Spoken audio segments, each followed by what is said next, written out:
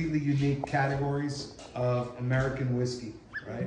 So the number one is straight bourbon. Okay, everybody has had bourbon. Everybody knows what it's all about. This one in particular is from the Starlight Distillery, which is based out of Kentucky. What makes it cool and unique, and you can find this on the shelves at every Binny's and most liquor stores around, is that these guys are entirely farm-to-table.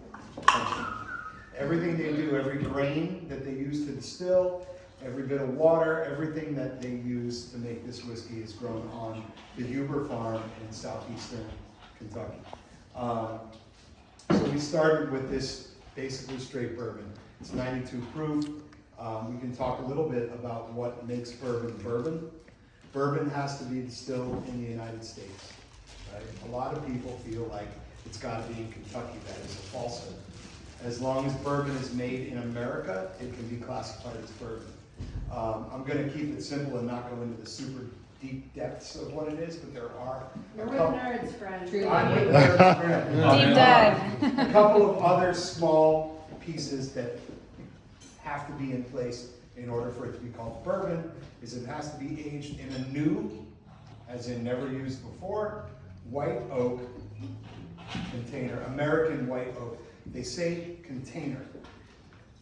Everyone uses barrels. Doesn't necessarily have to be a barrel. You can make a square box out of white oak and put it in there. It's fine. It has to be at least 51% corn, has to be aged at least 2 years, right? There's a few other little bits and pieces, but those are the main things. The mash bill being 51% corn is the key, right? Moving on from here to category number 2, we've got another Starlight Expression. This is similar to this, a little bit higher proof, but it's finished, and that's the finished bourbon category in port wine barrels, which essentially means they make the bourbon in the white oak barrels, they take it out, look at it.